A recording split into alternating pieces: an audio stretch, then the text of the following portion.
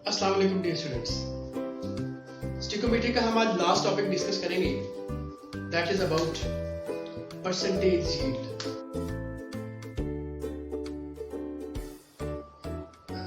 So what is percentage yield? इसको समझने के लिए आइए देखते हैं कि यील्ड से क्या मुराद है। अगर हम यील्ड का लफ्जी मतलब देखें तो यील्ड हम किसे कहते हैं? पैदावार। जैसे अगर हम कोई क्रॉप फसल की बात करें तो जब हम उसको काश्त करते हैं तो काश्त करने के बाद जो हमें उसके एंड प्रोडक्ट मिलता है, यानी हमें जितनी फसल मिलती है वो हमारी यील्ड होती है। अब केमिकल इंडस्ट्री में फसल क्या होती है? हमारी क्रॉप क्या है? क्रॉप हमारा प्रोडक्ट होता है। तो यील्ड से क्या मुराद है? जब हम कोई केमिकल इंडस्ट्री लगाते हैं, जब हम कोई केमिकल प्रोसेस कैरी आउट करते हैं, तो उस केमिकल प्रोसेस के दौरान जो हमें प्रोडक्ट ऑब्टेन होगा, that is basically yield. So what is yield? It is the amount of product that is obtained during a chemical process. ठीक है। नो, यील्ड दो तरह की होती है। अभी लास्ट टॉपिक में हमने देखा था कि अगर हमें कोई गिवन अमाउंट ऑफ रिएक्टेंट दी गई हो तो उसे हम बाय यूजिंग बैलेंस इक्वेशन हम ये बता सकते हैं, हम ये प्रेडिक्ट कर सकते हैं कि कितना प्रोडक्ट बनेगा। यानी अगर हम बैलेंस इक्वेशन से स्टिकोमेट्री को अप्लाई करते हुए यील्ड की अमाउंट कैलकुलेट करें, that will be known as theoretical yield. ठीक है। तो अगर हमें पता हो कि हमारे पास रिएक्टेंट्स कितने हैं, उस नॉलेज को हम बैलेंस इक्वेशन की मदद से स्टिकोमेट्री अप्लाई करके कैलकुलेट करें कि कितनी यील्ड हमें ऑब्टेन होगी, that is known as theoretical yield. तो theoretical yield is that amount of yield that is calculated from balance equation by applying stoichiometry. ठीक है। Second kind of yield that is actual yield. मतलब ये तो हमने balance equation से calculate की ना। जब हम रियल में केमिकल प्रोसेस रियल में जिसे हम डील कर रहे हो, जैसे हम लैब में कोई केमिकल प्रोडक्ट बना रहे हो या हम इंडस्ट्री में डिफरेंट केमिकल प्रोडक्ट ऑब्टेन कर रहे हो, तो उस रियल एनवायरनमेंट में जो हमें इनिशियल कंसिडरेशन ऑफ रिएक्टेंट से जो प्रोडक्ट मिलेगा वो एक्चुअल यील्ड कहलाएगी। So what is actual yield? It is the amount of product that is obtained really और actually in a chemical process. ठीक है। सो जब हम थ्योरेटिकल यील्ड का नॉलेज हमारे पास आ जाता है, हमें एक्चुअल यील्ड का पता है जो हमने एक्चुअली ऑब्टेन की है, उससे उन दोनों के कंपैरिजन से हम परसेंटेज यील्ड निकालते हैं। ठीक है। सो परसेंटेज यील्ड एक बहुत ही इंपॉर्टेंट इंडस्ट्रियल पैरामीटर है जिसके बारे में जानना हमारे लिए बहुत जरूरी होता है। तो इस टॉपिक के लास्ट में हम देखेंगे कि इसकी क्या अहमियत है। तो आइए देखते हैं कि हम परसेंटेज यील्ड को फाइंड कैसे करते हैं। तो इसका सिंपल सा फार्मूला है, percentage yield is basically ratio between actual and theoretical yield. क्योंकि परसेंटेज की बात हो रही है तो हम इनकी रेशियो को 100 से मल्टीप्लाई कर देंगे। So this is simplest formula. तो जब हम कोई केमिकल प्रोसेस कैरी आउट कर रहे हैं तो हमें पता होता है कि हमारे पास एक्चुअली यील्ड कितनी ऑब्टेन हुई है, और स्टिकोमेट्री को अप्लाई करके हम थ्योरेटिकल यील्ड भी फाइंड कर लेते हैं और उन दोनों के कंपैरिजन से हम परसेंटेज यील्ड निकाल सकते हैं। तो आइए एक एग्जांपल से इसको देखते हैं। तो लेट्स सपोज ये एक हमारे पास सैंपल प्रॉब्लम है जिसमें 2 moles of methane were reacted with an excess of chlorine, as a result of which 177 gram of carbon tetrachloride is obtained. Calculate percentage yield. अब परसेंटेज यील्ड की इस प्रॉब्लम में calculate करने के लिए हमें ये फार्मूला अप्लाई करना है। अब इसमें 2 moles of ammonia, 2 moles of methane will produce 177 gram of CCl4। तो ये 177 ग्राम है, this is our actual yield जो हमें रियल प्रोसेस में ऑब्टेन हुई है हमारे पास। ठीक है। अब इस प्रॉब्लम में हमें सबसे पहले क्या देखना है? एक्चुअल यील्ड हमारे पास आ गई है, तो परसेंटेज यील्ड निकालने के लिए हमें क्या रिक्वायर्ड है, हमें थ्योरेटिकल यील्ड की वैल्यू चाहिए। We need the value of theoretical yield. तो सबसे पहले हम थ्योरेटिकल यील्ड फाइंड करेंगे और उसके बाद इन दोनों के कंपैरिजन से, दोनों के रेशियो से हम परसेंटेज यील्ड निकाल सकते हैं। तो थ्योरेटिकल यील्ड निकालने का क्या तरीका है? थ्योरेटिकल यील्ड हम इससे पहले जो हम सीख चुके हैं, from the given amount of reactants how much product is obtained, हम स्टोइकोमेट्री को अप्लाई करके थ्योरेटिकल यील्ड फाइंड कर सकते हैं। तो आइए देखते हैं थ्योरेटिकल यील्ड कैसे फाइंड होती है। सो फ्रॉम दिस इक्वेशन, अब यहाँ पे देखें दो रिएक्टेंट्स हैं, ये हमारी केमिकल इक्वेशन बनती है। इस इक्वेशन में दो रिएक्टेंट्स हैं, मीथेन एंड क्लोरीन। अब क्लोरीन उसने एक्सेस में दिया हुआ है, ठीक है, विद एक्सेस ऑफ क्लोरीन। इसका मतलब है इस केस में हमें लिमिटिंग रिएक्टेंट फाइंड करने की जरूरत नहीं है। तो ये अंडरस्टूड है कि जो एक्सेस में है that will B non limiting. तो लिमिटिंग रिएक्टेंट हमारा मीथेन ही होगा, इसलिए जो प्रोडक्ट मीथेन देगा वही हमें ऑब्टेन होगा theoretically. So from this equation we can apply stoichiometry. So from this balance equation, 1 mole of methane will produce 1 mole of carbon tetrachloride. और इसका conversion factor क्या बनेगा? 1/1. And we are provided with 2 moles of methane. तो 2 moles of methane will produce 1/1 into 2, यानी conversion factor multiplied by 2. यानी हमारे पास जो product आएगा that will be 2 moles. अब उसने जो एक्चुअल यील्ड है वो ग्राम में दी हुई है, ठीक है, तो इसलिए हम जो मोल्स हैं प्रोडक्ट के उसको ग्राम में कन्वर्ट करेंगे। So 2 moles of carbon tetrachloride जो प्रोडक्ट था उसको मैस में कन्वर्ट कर लेते हैं। So 2 into 154, 154 is the molar mass of this carbon tetrachloride, ठीक है। So that comes out to be 308 gram. तो 308 ग्राम जो है ये है क्या है? This is theoretical yield.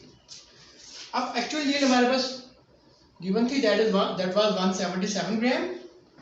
Theoretical yield जो अभी हमने कैलकुलेट की है by applying stoichiometry, that is 308 grams.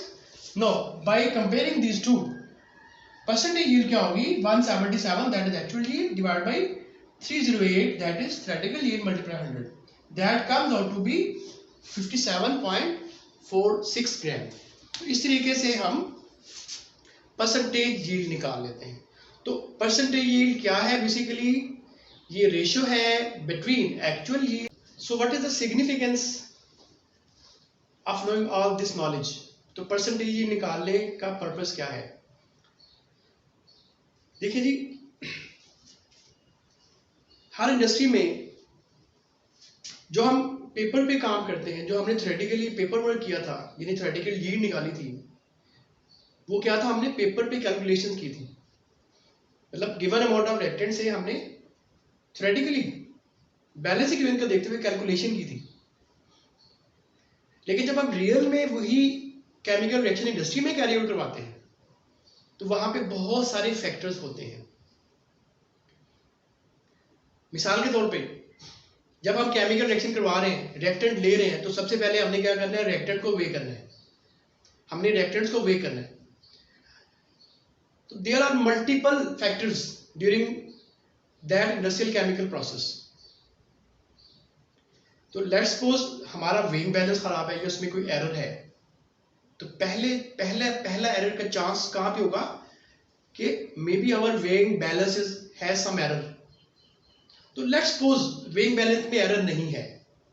No, the chemist which is handling the process, या इंजीनियर जो इस प्रोसेस को हैंडल कर रहा है, जब उसने वेइंग की तो मे बी वेइंग के दौरान जब उसने रिएक्टेंट्स को आपस में मिलाया, some of the reactants has lost.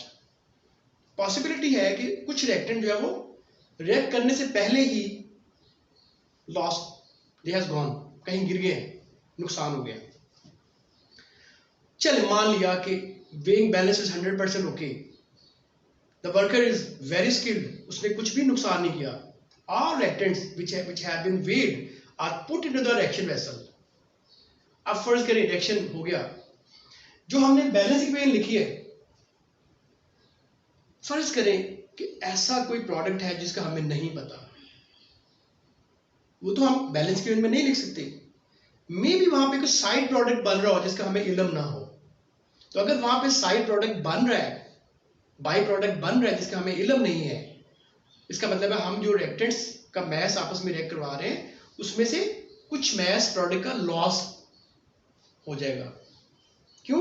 Because balance equation तो बैलेंस होगी नहीं, क्योंकि कुछ जो मैस है प्रोडक्ट का वो लॉस हो गया because of the formation of by product.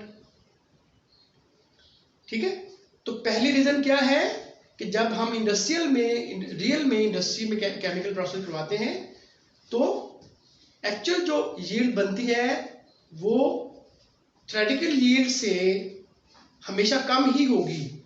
उसकी पहली रीजन क्या है कि वेइंग एरर और हैंडलिंग एरर। सेकेंड रीजन क्या हो सकती है, मे बी वहां पे कोई बाई प्रोडक्ट बन रहे हैं। थर्ड रीजन क्या हो सकती है, बहुत सारे केमिकल प्रोसेसेस में जब प्रोडक्ट ऑब्टेन हो जाता है तो वहां पे एक से ज्यादा प्रोडक्ट होते हैं, तो हमें उनमें से कोई अपने रिक्वायर्ड प्रोडक्ट को सेपरेट करना होता है। तो इट मीन वहां पे सेपरेशन प्रोसेस इन्वॉल्व होता है। तो आमतौर पे जब हम सेपरेशन करते हैं तो उसके लिए फिल्ट्रेशन वगैरह का प्रोसेस इन्वॉल्व होता है। तो फर्ज करें हम फिल्ट्रेशन कैरी आउट कर रहे हैं और जो हमने प्रोडक्ट ऑब्टेन किया है उसमें से कुछ प्रोडक्ट फिल्टर के ऊपर रह गया जो वहां से सेपरेट नहीं हो सका। इसका मतलब है some of the product has been lost due to filtration process. ठीक है, so there are multiple chances of loss of product और लॉस ऑफ रिएक्टेंट्स। ठीक है, तो इस अच्छा इसके अलावा ये हो सकता है कि जो हमने वो इंजीनियरिंग प्रोसेस जिसमें इन्वॉल्व है, जो हमने डिजाइन किया हुआ है सारे प्रोसेस का, उसमें भी कहीं पे लीकेजेस हो सकती हैं। तो इस वजह से हम ये कह सकते हैं कि जो हम थ्योरेटिकल यील्ड जिसको हम कह रहे हैं वो बेसिकली मैक्सिमम यील्ड है जो किसी केमिकल प्रोसेस में ऑब्टेन हो सकती है, जो हमने पेपर पे कैलकुलेट की थी। और एक्चुअल यील्ड क्या है जो रियल में ऑब्टेन हुई है। और एक्चुअल यील्ड थ्योरेटिकल यील्ड से हमेशा कम क्यों होती है, क्योंकि एक्चुअल यील्ड जब हम ऑब्टेन करते हैं तो वो रियल में ऑब्टेन हो रही है और इसमें बहुत सारे एरर्स आ सकते हैं। लॉस ऑफ रिएक्टेंट्स हो सकता है, लॉस ऑफ प्रोडक्ट हो सकता है, हैंडलिंग एरर हो सकता है, मे बी कोई बाई प्रोडक्ट बन रहा हो, मे बी रिएक्शन रिवर्सिबल हो। हम तो जब स्टोइकोमेट्री कैलकुलेशन करते हैं तो हम ये सपोज कर लेते हैं कि रिएक्शन कंप्लीट हो जाएगा। अब ये भी हो सकता है कि रिएक्शन रिवर्सिबल है, वो कभी भी कंप्लीट ना हो। तो इस बुनियाद के ऊपर हम ये कह सकते हैं कि actual yield will always be less than theoretical yield. ठीक है, तो जब एक्चुअल यील्ड थ्योरेटिकल यील्ड से कम है या कम हो सकती है तो फिर जब हम इंडस्ट्री लगाएंगे तो हमें इन सारे पैरामीटर्स को अपने ध्यान में रखना है। जब हम इंडस्ट्री लगाते हैं तो हमने एक बेस्ट ऑप्टिमम कंडीशंस अप्लाई करनी होती है। उसका अंदाजा हम कहां से लगाते हैं, by hit and trial method. Different design हम डिफरेंट पैरामीटर्स हम सेट करते हैं और जो पैरामीटर्स हमें मैक्सिमम यील्ड देंगे in the form of percentage yield, हम वही ऑप्ट करेंगे। तो परसेंटेज यील्ड फाइंड करने का एक्चुअल पर्पस क्या है, ये जानना कि what is the efficiency of that industrial process. उस इंडस्ट्रियल प्रोसेस की एफिशिएंसी कितनी है। तो ये क्वेश्चन डेफिनेटली बाज़ का पूछा जा सकता है कि how efficiency of an industrial process can be checked out. कैसे हम पता लगाएंगे कि जो हमने एक इंडस्ट्रियल प्रोसेस डिजाइन किया है उसकी एफिशिएंसी कितनी है। तो simply by calculating percentage yield, जितनी ज्यादा यील्ड ऑब्टेन होगी उतना वो प्रोसेस ज्यादा एफिशिएंट होगा।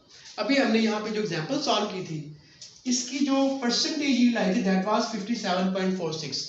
तो इसका मतलब है ये जो प्रोसेस है जिसके जरिए हमने मीथेन से कार्बन टेट्राक्लोराइड बनाई थी that was not very efficient, क्योंकि इसमें बहुत सारा प्रोडक्ट लॉस हो गया। तो 57.46% हमें मिली है प्रोडक्ट की। तो जितनी ज्यादा परसेंटेज यील्ड होगी, लेट्स सपोज एक प्रोसेस है जिसमें हमें 99% प्रोडक्ट की परसेंटेज यील्ड मिलती है, तो it mean that process will be highly efficient.